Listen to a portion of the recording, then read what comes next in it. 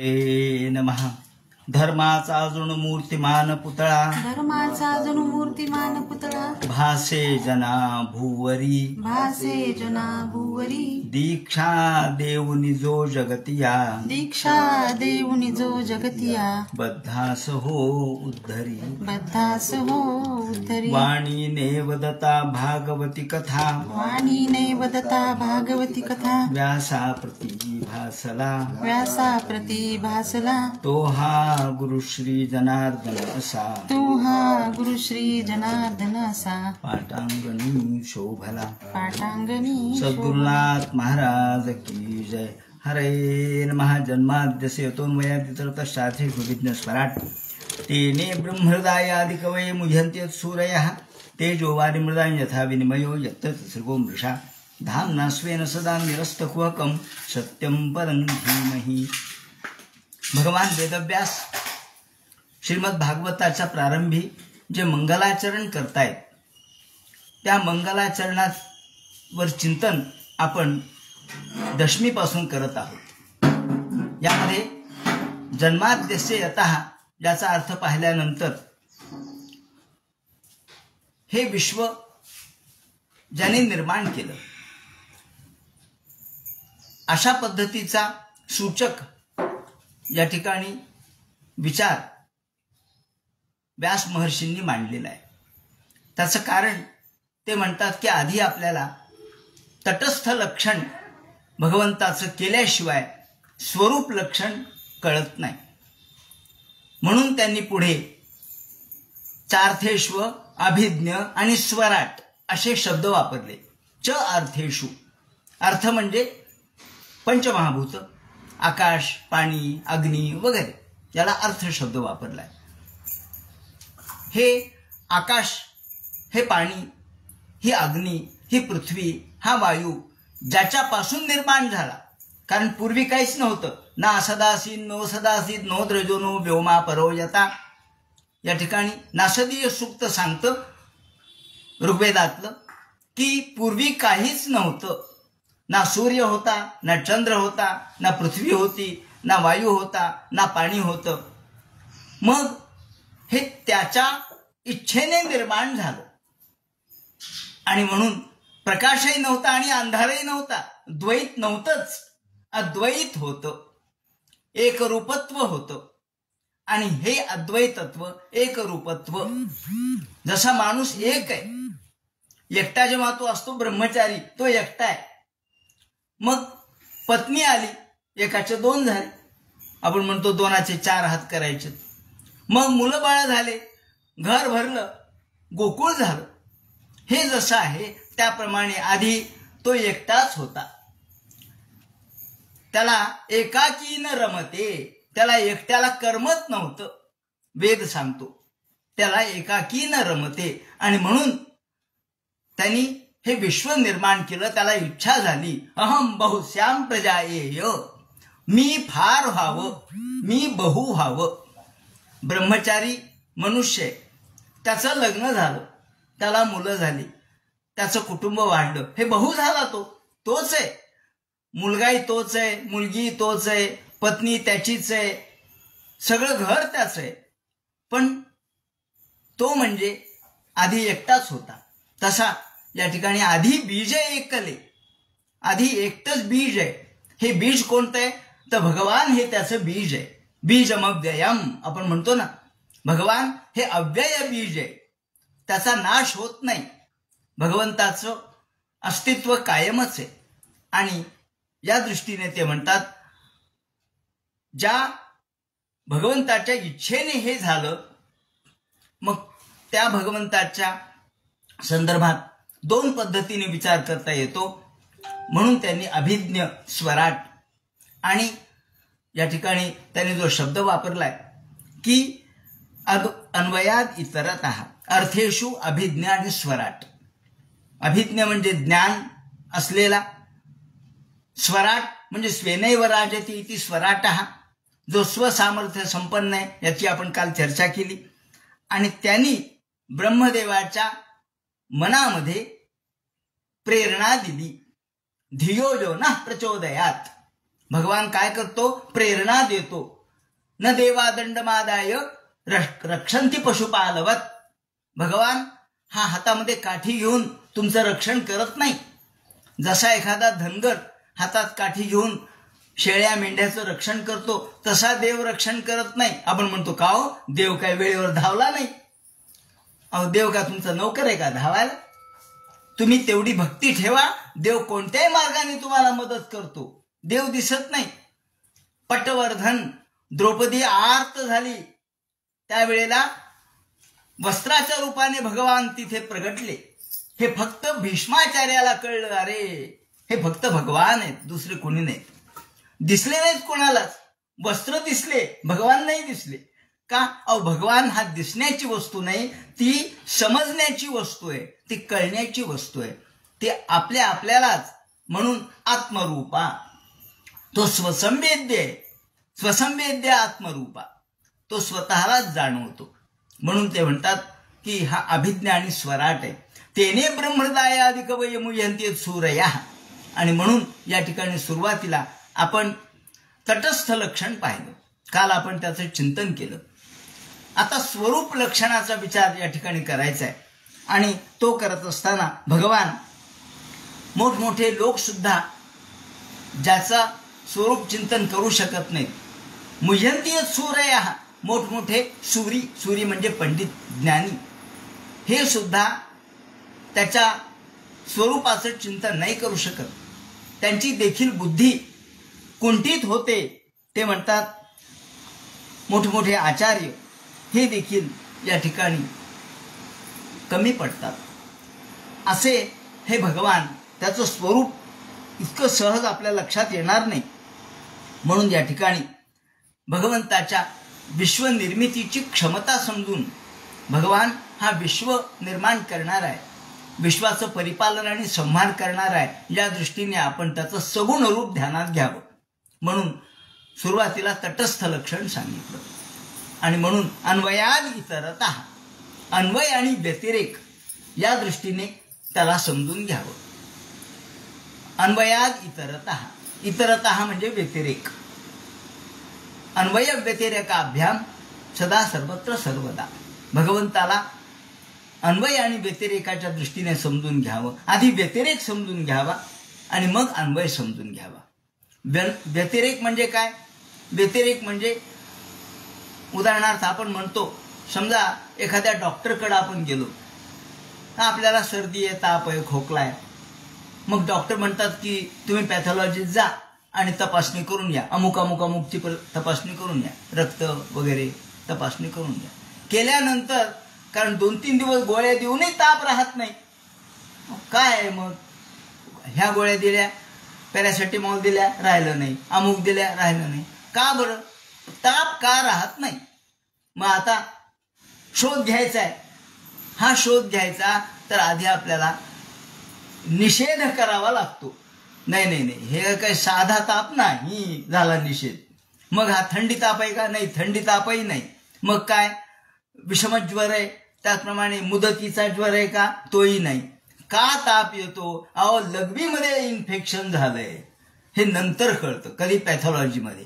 म्हणजे आधी नाही करत करत करत निषेध शेषो जयताद शेषा, सगळ्याचा निषेध करत करत आपण आत्म्याचा जर विचार केला, आपल्या शरीरात आत्मा नाही का? आत्मा तर आहे. मग कुठे? डोकं म्हणजे आत्मा आहे का? नाही. डोळे म्हणजे आत्मा आहेत का? नाही. कान म्हणजे आत्मा का? नाही. हात म्हणजे, हृदय म्हणजे नाही. मेंदू म्हणजे नाही. मग काय म्हणजे आत्मा सांगा ना? नाही सांगता येत. सगळ्याचा निषेध करावा लागतो. हे सगळे बाकीचे मांस मीमांसयंती, हे सगळी मांसाची मीमांसा आहे. पण एते जीवंती येनम व्यवृत्ती पटयः येन सौभाग्य भाजाम, ज्याच्यावर आमचं जीवन चाललंय. अहो, आपण झोपल्यानंतर जागे होतो, हे कशाच्या आधारावर होतो? कारण झोपल्यानंतर तर आपण पूर्ण निद्रावस्थेत आहेत, अज्ञानावस्थेत आहेत. मग आपल्याला जाग कशी येते? तो जाग आणणारा कोण आहे? स्वप्नामध्ये स्वप्न पाहणारा कोण आहे? सुषुप्तीमध्ये मला गाढ झोप लागली होती, याचा अनुभव घेणारा कोण आहे? कारण गाढ झोपेमध्ये ज्याला आपण सुषुप्ती म्हणतो, त्या अवस्थेमध्ये सगळे इंद्रिय अज्ञानावस्थेत गेलेले असतात. अंगावरून साप गेला तरी कळत नाही. निद्रितासी सापतैसी उर्वशी माऊलींनी म्हटले. एखादा झोपलाय गाढ, त्याच्या जवळ साप जरी आला त्याच्या डोक्यापाशी तरी त्याचं दुःख त्याला नाही, आणि उर्वशी आली तरी आनंद नाही, कारण तो म्हणतो अहो मी गाढ झोपलोय, मला काय कळतं. मग गाढ झोपल्यानंतर मला आनंद प्राप्त झाला याचा अनुभव घेणारा कोण आहे ते म्हणतात. म्हणून निषेध करत करत करत जो शिल्लक राहतो. म्हणून आधी व्यतिरेक समजून घ्यायचा. व्यतिरेक हे अमुक नाही, तमुक नाही, तमुक नाही. फुलाचा सुगंध आहे, आपल्याला सुगंधाचा शोध घ्यायचा आहे. मग पाकळ्या म्हणजे सुगंध आहे का? नाही. मग त्याच्यामधला केसर म्हणजे सुगंध आहे का? नाही. पानं म्हणजे सुगंध आहे का? नाही. अहो सुगंध काय आहे? तर सुगंध ही त्या फुलाची वेगळी शक्ती आहे. म्हणून आधी सगळा निषेध करायचा, त्याला व्यतिरेक म्हणतात. आणि मग अन्वय की सुगंध आहे म्हणून फूल सुगंधी आहे, त्यात सुगंध तत्व आहे आणि हे तत्व पृथ्वीच आहे, म्हणून फुलाला सुगंध मातीचा असं आपण म्हणतो. याप्रमाणे निषेध शेषो जैताद शेषा असा आधी निषेध करायचा. निषेध करत करत करत मग जे शिल्लक राहील. श्री जनार्दन स्वामी यांनी जानकी स्वयंवर नावाचं काव्य लिहिलेलं आहे. या काव्यामध्ये मोठं सुंदर विवरण केलंय त्यांच्या जानकी स्वयंवरात. श्रीरामचंद्र हे त्या जनकाच्या दरबारात विश्वामित्रासोबत आलेले आहेत आणि तापस वेशामध्ये आहेत, ऋषीच्या वेशामध्ये आहेत. धनुष्यबाण जवळ आहे आणि या वेळेला सगळे राजे बसलेले आहेत.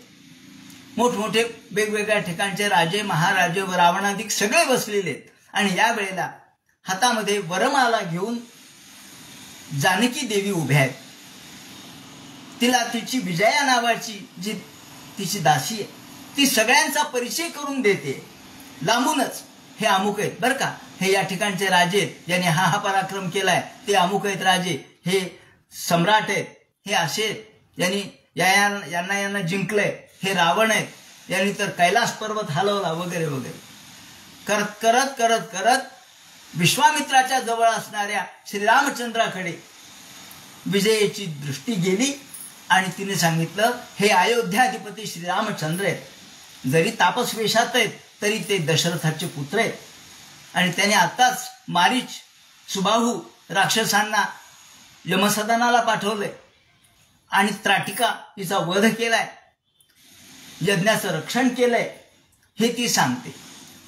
या ठिकाणी सीता आणि विजया यांचा संवाद आहे. जनी जनार्दन स्वामी असं म्हणतात की विजयारूपी श्रुती सत्य, नृपरूपी प्रपंच तेथ. विजया ही कोण आहे? श्रुती आहे. श्रुती नाही श्रुती परवती माऊली जगा. श्रुतीनी खून केलीये. ह्या इकडे जा, देव तिथे. मी काही जाऊ शकत नाही कारण मी शब्दात गुंतले, शब्द भगवंतापर्यंत जात नाही. तो जड आहे, त्याला मर्यादा आहे. म्हणून शब्दाच्या पलीकडे भगवंताचं स्थान आहे. म्हणून मी फक्त खून करते, मी फक्त खून करते, खून दाखवते. आणि श्रुती ही कोण आहे? विजया. विजयारूपी श्रुती सत्य आणि नृपरूपी प्रपंच तेथ. नृपरूपी प्रपंच तेथ, या ठिकाणी सगळा प्रपंच आहे. कोणाचा? राजे रजवाडी सगळे प्रपंच आहे. नेती मुखे नाकारित. श्रुती काय म्हणते? वेद काय म्हणतो? नाही नाही, हे हा नाही, हा देव नाही, हे नाही, हे नाही. मग कुठे येतो? नेती नेती म्हणती गोविंदू रे. गोविंद कळतच नाही, देव कळतच नाही श्रुतींना सुद्धा. म्हणून तुकाराम महाराजांना म्हणावं लागतं वेदाचा तो अर्थ आम्हाशीच ठावा, येरा निवहावा भारमात. वेद काय आहे? अर्जुना वेदू जरी झाला तरी मी नेणता वाया गेला, कणू सांडवनी उपणीला कोंडा जैसा. माऊली म्हणतात वेद जरी झाला तरी मी नेणता वाया गेला. माझं रूप त्याला कळलंच नाही का? कणच बाजूला ठेवले आणि कोंडाच उपणला, मग काय उपयोग आहे? कण म्हणजे धान्य, धान्य बाजूला सारून जर आपण कोंडा उपणला तर काय मिळणार आहे? म्हणून नुसता शब्दच्छल करून भगवान मिळत नसतो, हा त्याचा तात्पर्यार्थ आहे. शब्दच्छल करू नका. शब्दच्छल करून देवाचं आम्हाला स्वरूप कळणार नाही. मग देवाचं स्वरूप जर कळायचं झालं तर काय करावं? नामदेव महाराजांनी म्हटलंय की तत्व पुसावया गेलो वेदज्ञांशी तव तयापाशी भरले विधिनिषेध. तत्व विचारायला वेदज्ञाकडे गेलो तर तिथं फक्त विधी म्हणजे हे करावं आणि निषेध हे करू नये, याच्या पलीकडे वेद काहीच सांगत नाही. मग कीर्तनकाराला विचारलं तर तो म्हटला मला काही नाही, मी हरिदासाशी पुसू स्वरूपाची स्थिती. ते म्हणतात की मला भगवान कळलाच नाही. पुराणिकाशी पुसू स्वरूपाची स्थिती तव तयाशी विश्रांती नाही कोठे. पुराणिकाला विचारलं तर पुराणिक म्हणतो मला आता वेळ नाही सांगायला, मला दुसरीकडे पुराण सांगायला जायचे, मला दुसरीकडे वेळ, माझ्या दुसऱ्याकडे मंदिरात माझी अपॉइंटमेंट आहे, त्याला वेळच नाही.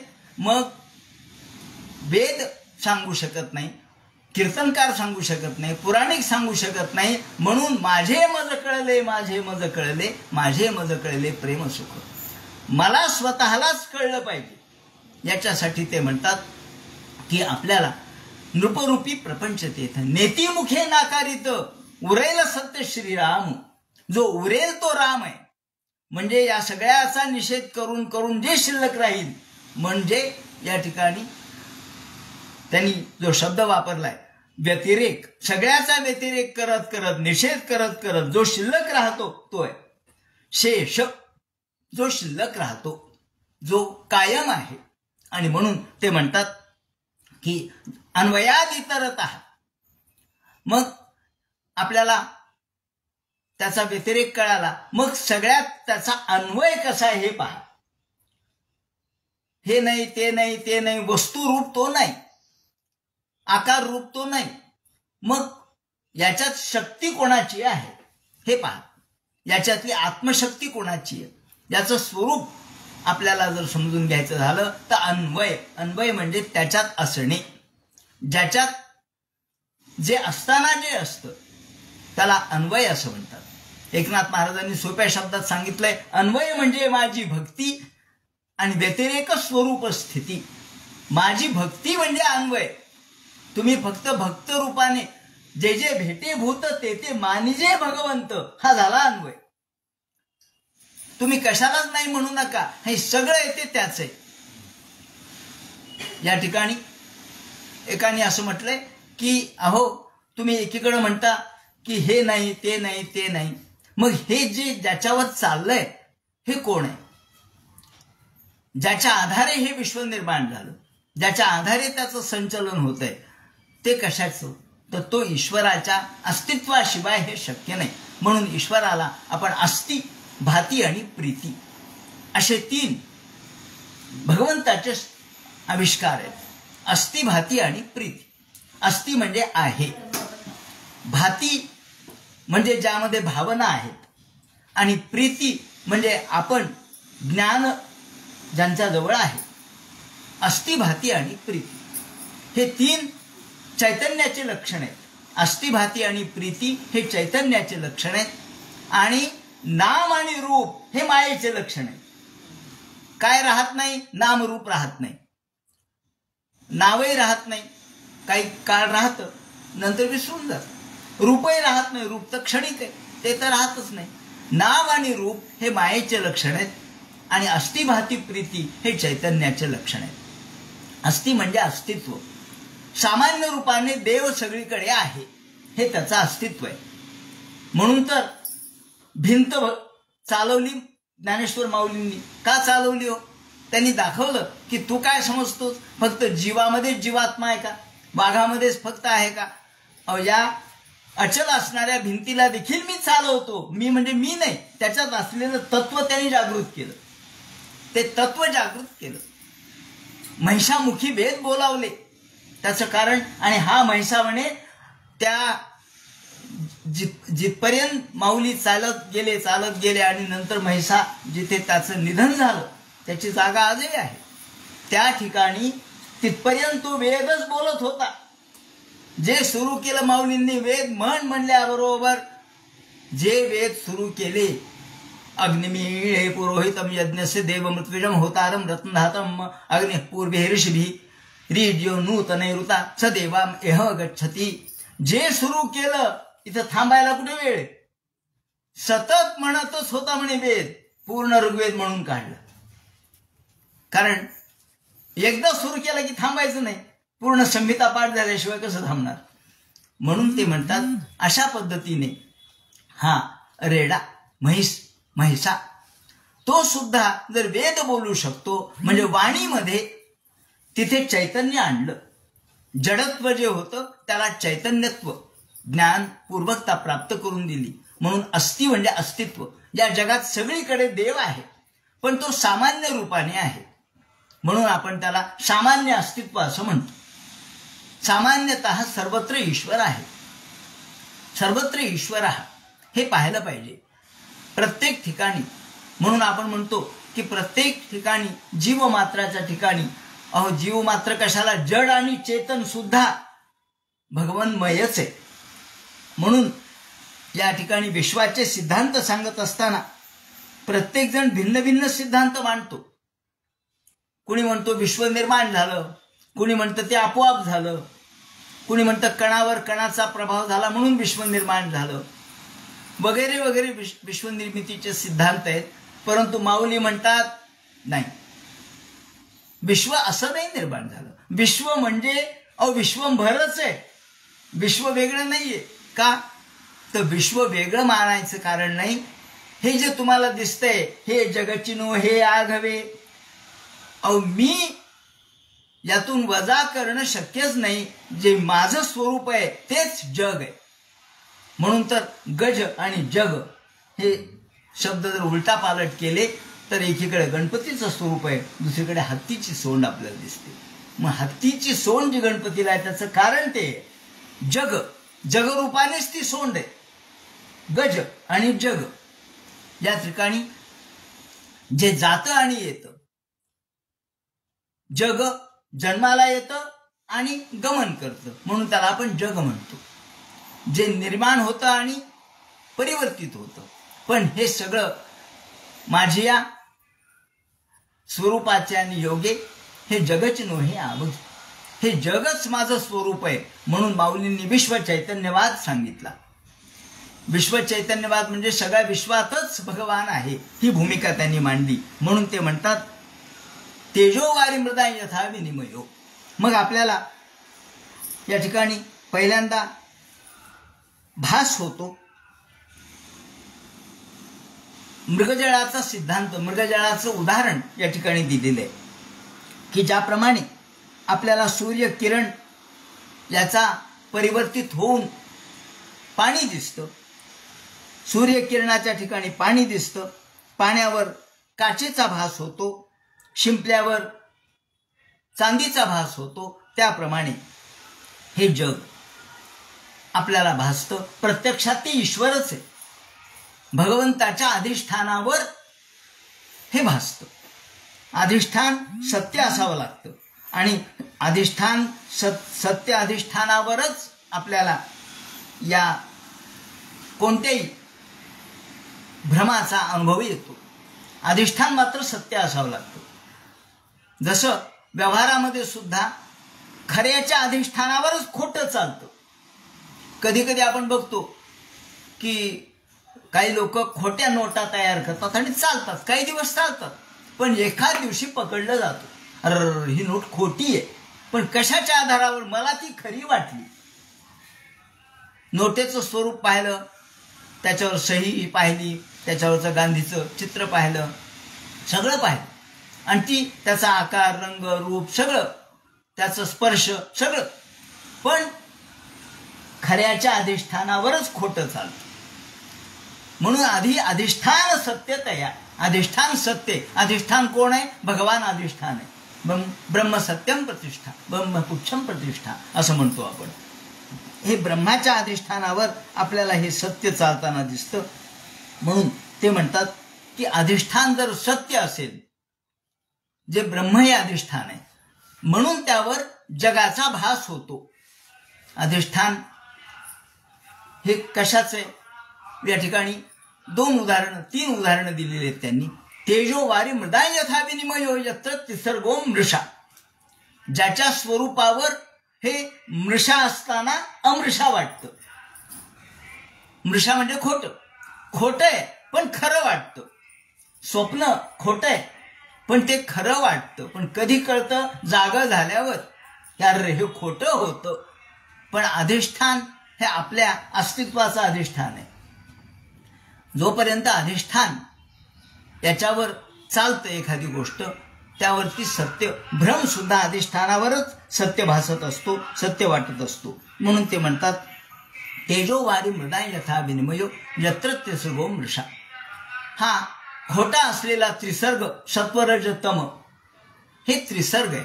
सत्वरज तम या गोष्टीतून हे विश्व निर्माण झालं. हे सगळं जरी खोटं असलं, जरी भासित होणारं असलं तरी काही काळापुरतं खरं वाटतं. पण सत्याच्या अधिष्ठानामुळे ते खरं भासतं.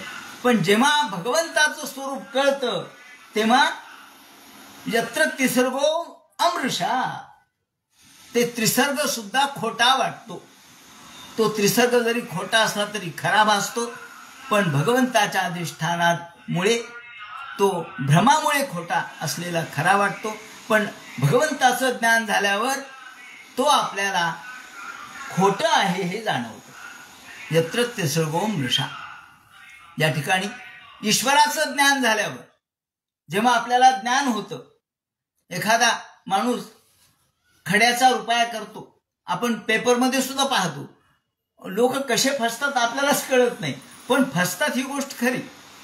पैशाचा पाऊस पाडतो म्हणून लोक मांत्रिकाच्या मागे लागतात, भूलथापाच्या मागे लागतात. हो, पैशाचा पाऊस पडतो, पैशाचा पाऊस पाडला. किंवा सोनं कमी पैशामध्ये तुम्हाला देतो म्हणून पितळच देतात, सोन्याचा मुलामा असलेलं पितळ. नंतर कळतं आपण फसलो. पण कधी नंतर म्हणजे ज्ञान झाल्यावर. जोपर्यंत ज्ञान होत नाही तोपर्यंत खोटं सुद्धा खरं वाटतं, आणि ज्ञान झाल्यावर हे खोटं हे कळतं. या अर्थाने ते म्हणतात यत्र त्रिसर्गो मृषा. त्रिसर्ग मृषा आहे हे नंतर कळतं. दोन्ही अर्थ आहेत, म्हणजे त्रिसर्गो अमृषा आणि त्रिसर्गो मृषा दोन्ही. एक ज्ञानपूर्व अवस्था आहे आणि एक ज्ञानोत्तर अवस्था आहे. या ठिकाणी ते म्हणतात धामना स्वेन सदा निरस्तक्वकम सत्यम परम धीमहि. मग भगवंताचं जे धामना स्वेन सदा, जो भगवान तेने ब्रह्महृदाय, तेने म्हणजे प्रसृत केले. भगवंताने ब्रह्मदेवाच्या अंतःकरणात ज्ञान प्रगट केलं, प्रेरणा दिली. आणि ही प्रेरणा दिल्यानंतर मोठमोठे विद्वान सुद्धा ज्याच्या ज्ञानापुढे मोहित होतात, असा भगवान. त्यांना कळला नाही. अहो, भगवान प्रत्यक्ष समोर होता, दुर्योधनाला कळला काय? दुर्योधन म्हणला जादूगार आहे. कृष्णाने जेव्हा त्याचं रूप दाखवलं, कृष्णाला पकडण्याचा प्रयत्न करणार होता तो. त्याला वाटलं की कृष्णा जवळ काय आता सैन्य नाही, काही नाही, एकटा आलेला आहे, नाही जमलं तर त्याला पकडू. म्हणून त्यांनी सगळी योजना केली होती. पण कृष्णाने आपलं जे प्रचंड रूप दाखवलं, त्याही वेळेला त्यांनी कृष्णाने आपलं विश्वव्यापक रूप दाखवलं. विश्वात्मक रूप जे अर्जुनाला दाखवलं तेच दाखवलं. ते पाहिल्याबरोबर सगळे गर्भगडीत झाले आणि सगळे सैन्य पळून गेलं. म्हणले नको, आपली गच्छंती होईल. मग दुर्योधन म्हणला जादूगार म्हणे. दुर्योधनाला तो जादूगार वाटला, कारण जो जसा विचार करतो तो तसा बनतो. सगळ्या लोकांना लक्षात आलं की हे भगवंताचं अलौकिक विश्वरूप आहे. त्यांनी लोकांनी दर्शन घेतलं आणि दुर्योधन म्हणला जादूगार. तात्पर्य असं की ज्या भगवंताच्या स्वरूपाकडे इतरांना त्याचं स्वरूपाचा अर्थ कळला नाही. जे अज्ञानी होते, जे मूर्ख होते त्यांना कळला नाही, पण जे ज्ञानी होते त्यांना कळाला. ते म्हणतात भगवंत हा असा असल्यामुळं या मुह्यंतीय सूरया तेजो वारी मृदा यथा विनिमयो यत्र तिसर्गो मृषा. ज्याच्या स्वरूपावर हे सगळं चालतं, लाटा येतात आणि जातात, त्या पाण्याच्या स्वरूपावर. पाणी जसं कायमचं आहे तसं या ठिकाणी आपण आकाशामध्ये गंधर्व नगर पाहतो. हे गंधर्व नगर आपल्याला वेगवेगळ्या ढगांच्या आकृत्या दिसतात. त्या आकृत्या ढगांच्या आकृत्या कशाच्या अधिष्ठानावर आहेत? आकाशाच्या अधिष्ठानावर आहेत. आणि आपल्या कल्पनेने आपण त्याला वेगवेगळे आकार देतो, पण ते सगळे खोटेच आहेत. त्याप्रमाणे ते म्हणतात, धामना स्वेन सदा निरस्त कुहकम सत्यम परम धीमहि. त्या सत्य पर असणाऱ्या भगवंताचं आम्ही ध्यान करतो. मग भगवान हा सत्य रूप आहे, तो कायम आहेच आहे. तो नाही असं ठिकाण नाही, तो नाही अशी जागा नाही, तो नाही असं स्थळ नाही, म्हणून तो सत्य आहे.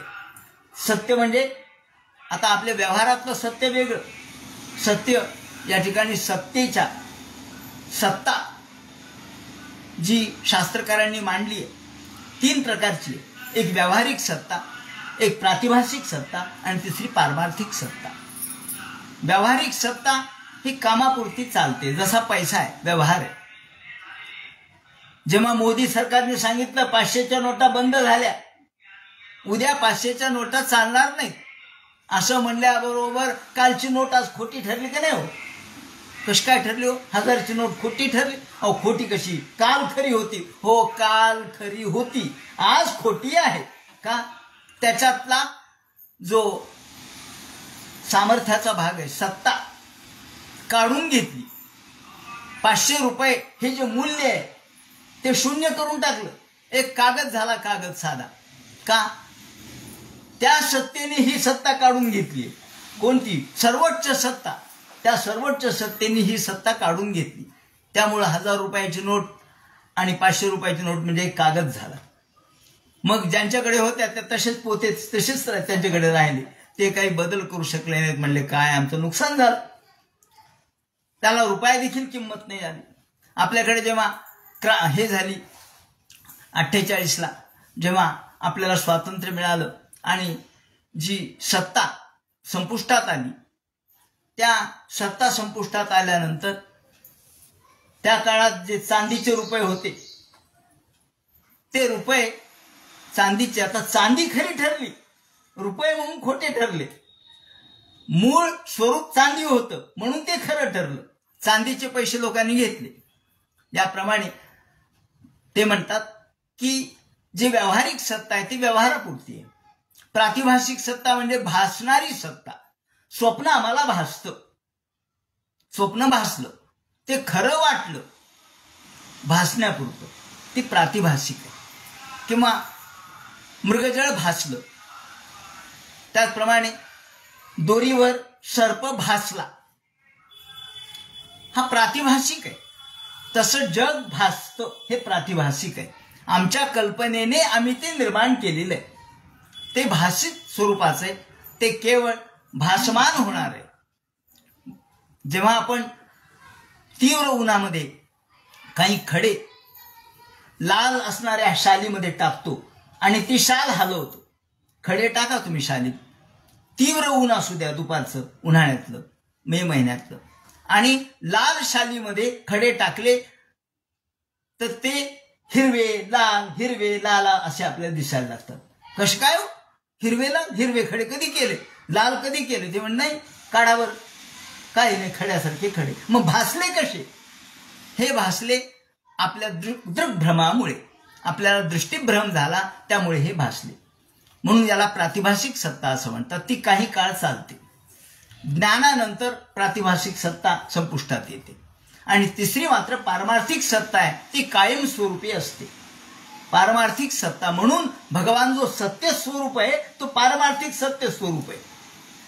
भगवान काही व्यावहारिक नाही, भगवान प्रातिभाषिक नाही, भगवान आहे तो पारमार्थिक कायमस्वरूपी सत्तामय. हे 3 सत्ता ज्या आहेत त्यामध्ये विश्व हे खोट आहे, पारमार्थिक सत्तेत खोट आहे, प्रातिभाषिक सत्तेत खरं आहे, व्यावहारिक सत्तेत खरं आहे विश्व, पण पारमार्थिक सत्तेत खोट आहे. जेव्हा आपण ईश्वरमयत्व पाहतो, सगळीकडे ईश्वर पाहतो, सर्वत्र भगवान पाहतो, त्यावेळेला हे आपल्याला खोटं दिसतं. एकात्म रूपाने आपण जेव्हा पाहतो तेव्हा आपल्याला हे खोटं दिसतं. दुरून जेव्हा आपण पाहतो तेव्हा सगळं एक दिसतं. आता आपण या ठिकाणी येता आपल्याला हे सगळे वेगवेगळे पदार्थ दिसतात, पण तुम्ही सॅटेलाइटच्या ज्या ठिकाणी भूस्थिर केलंय तिथं जा बरं, जिथे आपले शास्त्रज्ञ गेलेले तिथं जा. तिथं तुम्हाला पृथ्वी फक्त एक रूप दिसेल निळ्या रंगाची. खाऊ म्हणले कुठे गेलं, आमचं पाटांगण कुठे गेलं, आमची नदी कुठे गेली, आमचा आड कुठे गेला. अहो कुठला इथला दिसत काय, इतक्या उंचून हे दिसत नसतं, इथे एक रूप आहे सगळं. तर तसं आपण व्यापक स्वरूपामध्ये जेव्हा दुरून पाहतो तेव्हा एक रूप दिसतं. तसं भगवंताच्या स्वरूपामध्ये जेव्हा आपण पाहतो तेव्हा आपल्याला सगळं एकात्म दिसतं, त्यात वेगळेपणा भेद दिसत नाही. म्हणून हा भगवान कसा आहे ते म्हणतात, हा भगवंत हा आनंद रूप आहे. सच्चित आनंद हे त्याचं स्वरूप आहे. तो सत आहे, कायमस्वरूपी आहे. तो चित आहे, चैतन्य घन आहे, अचेतन जड नाहीये आणि आनंद रूप आहे. आनंद घन भगवंताचं स्वरूप आहे. ते म्हणतात भगवंत हा सच्चिदानंद स्वरूप असल्यामुळं तो सत चित आणि आनंद भगवंताचं हे स्वरूप, त्याला स्वरूप लक्षण असं म्हणतात. आनंद, आनंदात देवही जातानी, हे विश्व भगवंताने आनंदातून निर्माण केलं. तो आनंदातच पर्यवसित होतं आणि आनंद हे त्याचं स्वरूप आहे. आनंद वो माये गोपाळू सबाह्य अभ्यंतरी अवघा परमानंद हो. परमानंद हे भगवंताचं स्वरूप आहे. लौकिक जीवनातला आनंद नव्हे किंवा ऐंद्रिय पातळीवरचं सुख म्हणजे आनंद नाही. आनंद म्हणजे भगवंताचं ते मूळ स्वरूप, आनंदमयता, आनंद रूपता. आणि ज्या आनंदातून हे विश्व निर्माण झालं, ज्या आनंदाचे विषय वर्णन त्यांनी आपल्या अनेक उपनिषदांमधून केलेले आहे की आपला भगवान हा आनंदमय आहे, आनंद रूप आहे. ज्या आनंदाची अनुभूती वेगवेगळ्या पद्धतीने आपण बघतो ती कोणत्या स्वरूपाची, तर परमानंद. विषयानंद हा मर्यादित असतो, सापेक्ष असतो, पण हा जो आनंद आहे तो निरपेक्ष आनंद आहे. भगवान हा एकात्म आहे, तिथे द्वैत नाही, त्यामुळे भेद नाही. अभेद हे त्याचं स्वरूप आहे. सजातीय भेद, विजातीय भेद, स्वगत भेद विरहित आहे. सजातीय भेद म्हणजे काय, विजातीय भेद म्हणजे काय. सजातीय भेद म्हणजे झाड, उदाहरणार्थ हे आंब्याचं झाड, हे लिंबाचं झाड, हे पेरूचं झाड, हे जांभळाचं झाड. झाड म्हणजे हे सजातीय भेद झाले.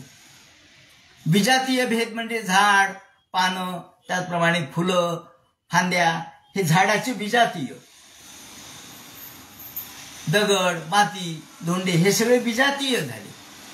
झाडामध्ये सुद्धा आपण झाड म्हटलं तर झाडात पानं वेगळे आहेत, फुलं वेगळे आहेत, फळं वेगळे आहेत, त्याचप्रमाणे त्याचे कोंब वेगळे आहेत, मुळ्या वेगळ्या आहेत.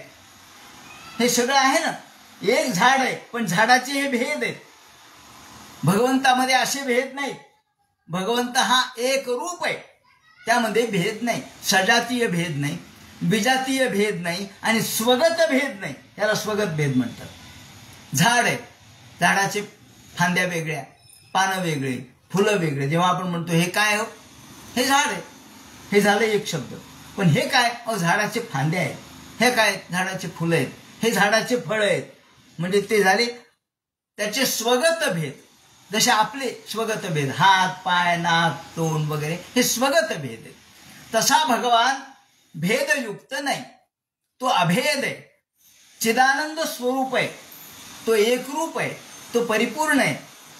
तिथे अपूर्णता नाही, तो खाली वर अशा पद्धतीचा भेद त्या ठिकाणी नाही. सत्व रज तम हे भेद त्या ठिकाणी नाही. सजातीय विजातीय हे भेद त्या ठिकाणी नाहीत. तर तिथे परिपूर्ण ज्ञान आपल्याला दिसतं. आनंदात देवही जातानी, उपनिषद म्हणतं आनंदात एव खलवारी इमानी भूतानी जायंते. उपनिषद सांगतं की आनंदातून हे सगळं विश्व निर्माण झालं. आनंदात एव खल्व इमानी भूतानी जायंते आनंदेन जीवंती संविशंती तद ब्रह्मेती. आनंदातच त्यांचं पर्यवसान होतं, त्याला ब्रह्म म्हणावं. तद ब्रह्मेती, त्याला ब्रह्म म्हणावं. या दृष्टीने परमसत्याची प्रतीची आपल्याला जेव्हा येते, हे परमसत्य म्हणजे भगवंताची स्वरूप स्थिती आहे. भगवंताचं स्वरूप आहे.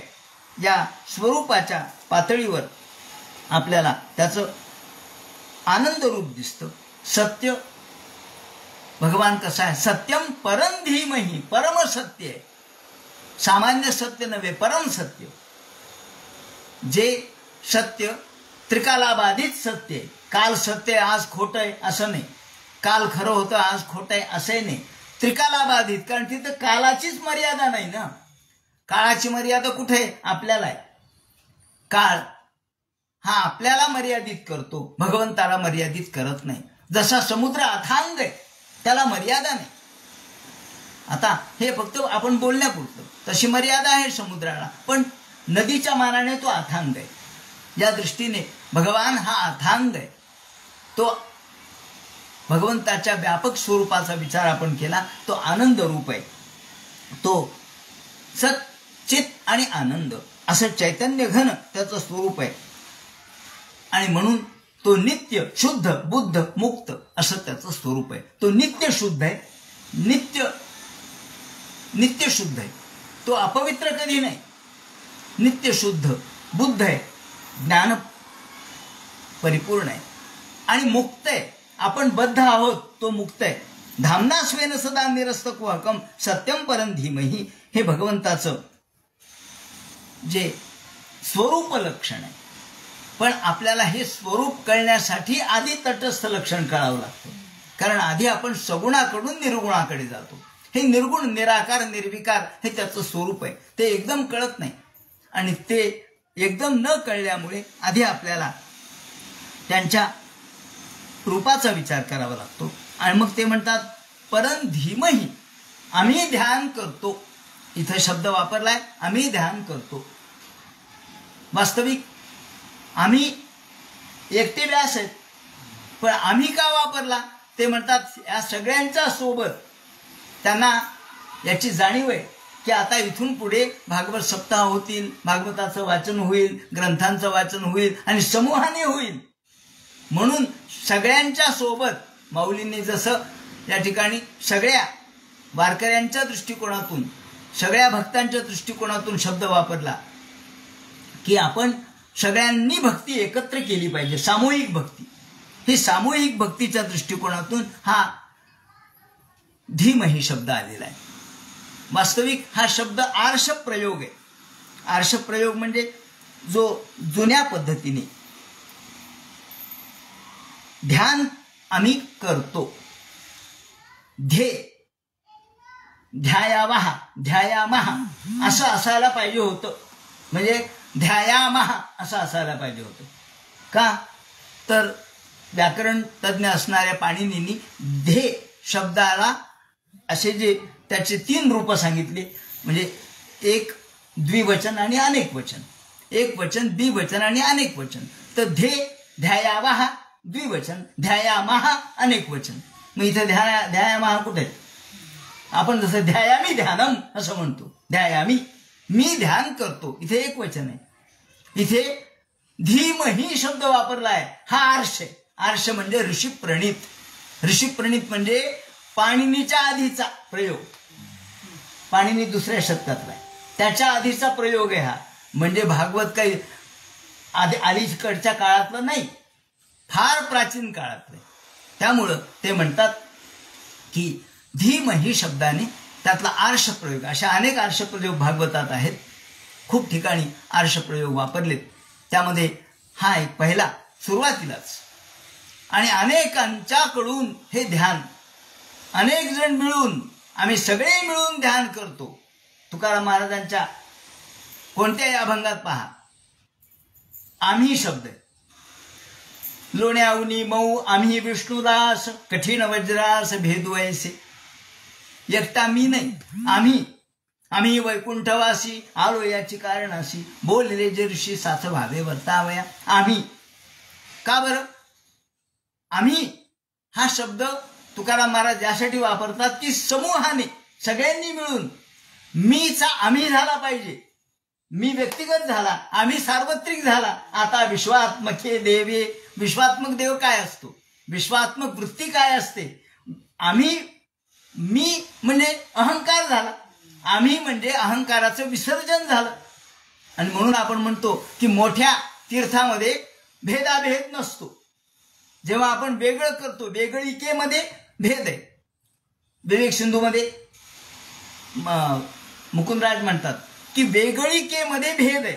आपण जर वेगळा आपली भिक्षा आणली ओली वेगळी तर भेद आहे, पण सगळ्यांची असेल तर अभेद, तो एक झाला, मग काही नाही, सगळं चालतं. का? तिथे सगळ्यांनी मिळून केलेलं म्हणून चालतं. तिथे वेगळिकेमध्ये भेद आहे. पण जेव्हा सगळे एकत्र येतात, म्हणून तीर्थामध्ये कुणी आंघोळ करू शकतं, पण तरी आपण सवळ्याचं पाणी वेगळं आणतो. अहो तिथे याने आंघोळ केली, त्याने आंघोळ केली, ते तुम्ही सवळ्यात कुठलं आणलं? अहो पण ते चालतं. का? तिथे व्यापकता आहे.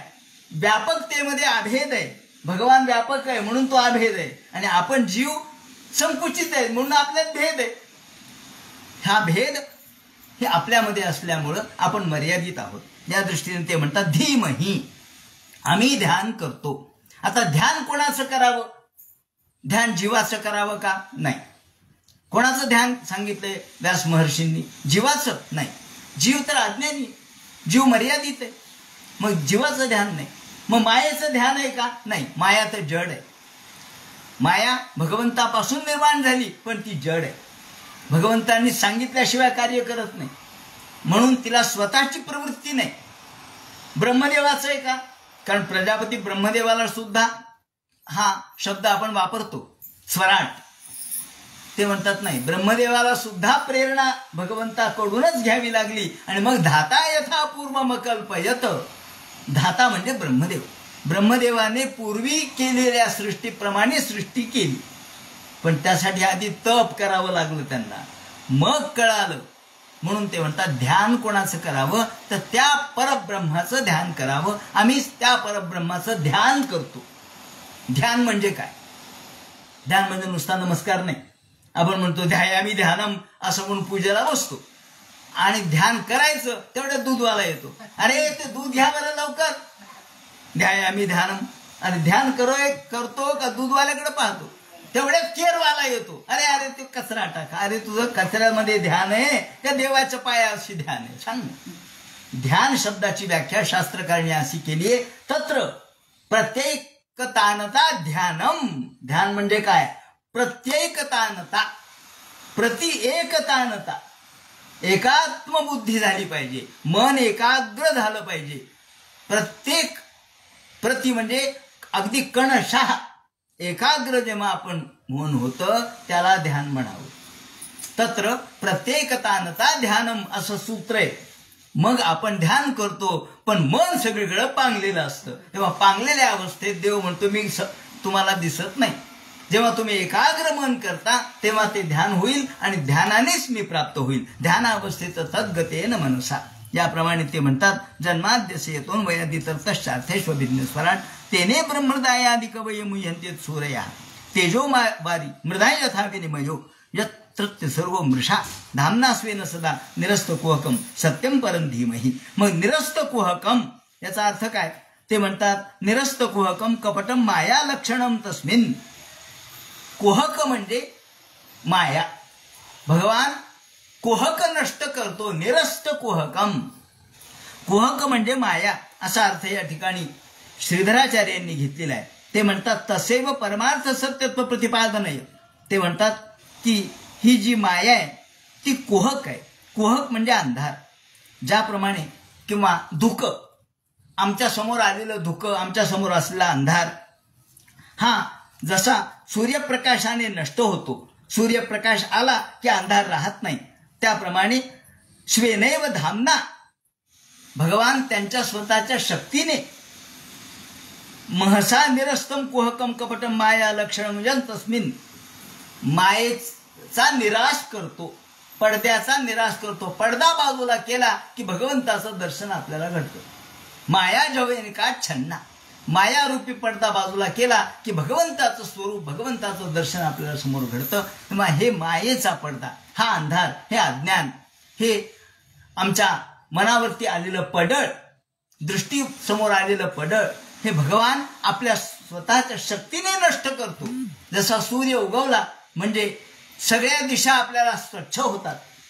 माऊलींनी शब्द वापरलाय की सूर्य उगवल्याबरोबर जशा सगळ्या दिशा उजळतात, अंधार नाहीसा होतो, त्याला वेगळा अंधार नाहीसा करण्यासाठी वेगळी शक्ती वापरायची गरज नाही लागत. सूर्याला काय ताकद वापरावी लागली हो अंधार नाहीसा करायला? ते म्हणे काहीच नाही, तो उगवला ना अंधार गेला. तो उगवला, मावळवी तू विश्वाभासू नभल उदयला चंडांशू अद्वयाब्जाने विकासू वंदू. आता माऊलींनी 16व्या अध्यायाच्या प्रारंभीच हे वंदन केलेले आहे. निवृत्तीनाथांना हे वंदन आहे की हा कसा आहे तर मावळवी तू विश्वाभासू, विश्वाचा आभास मावळवीत हा उगवतो. मावळतो काय? विश्वाभास. उगवतो कोण? हा ज्ञानरूपी तरणी, ज्ञानरूपी सूर्य. आणि म्हणून मावळवीत विश्वाभासू नवल उदयला चंडांशू, हा चंडांशू प्रगटतो आणि अद्वया अब्जनी विकासू, अद्वय अद्वयरूपी कमलिनी प्रगट होते. द्वैत राहत नाही, अद्वयाची कमलिनी विकसते, उमलते आणि त्या अद्वयरूपी कमलिनीला विकसित करणारा जो सूर्य आहे, तो ज्ञान सूर्य आहे, तो कधीच मावळणारा नाही, त्याला नमस्कार. हा ज्ञान सूर्य जसे तिकडे निवृत्तीनाथ आहेत तसे इकडे भगवान आहेत. भगवंताच्या सूर्य अशा सूर्यप्रभेने, प्रकाशाने हा सगळा अंधार नाहीसा होतो.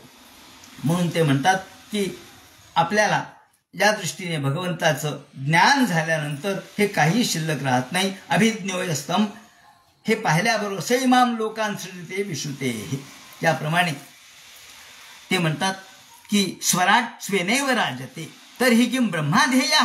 म्हणून मग कोणाची प्रार्थना करावी तर जीवाची नाही, मायेची नाही, ब्रह्मदेवाची नाही.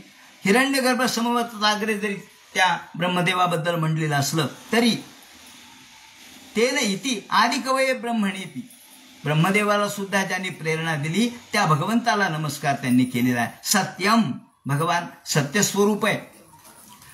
तत्तु हृदामनेसेनैव तेने विस्तृतवान, ज्या भगवंतानी त्या ब्रह्मदेवाच्या मनामध्ये हा प्रकाश प्रकाशित केला, ज्ञान प्रकाशित केलं, तो स्वतःच्या लक्षणाने संपन्न आहे. ननु ब्रह्मा स्वयमेव सुप्त प्रतिबुद्ध न्याये वेदमुपलवत्ते नेत्याह, याप्रमाणे.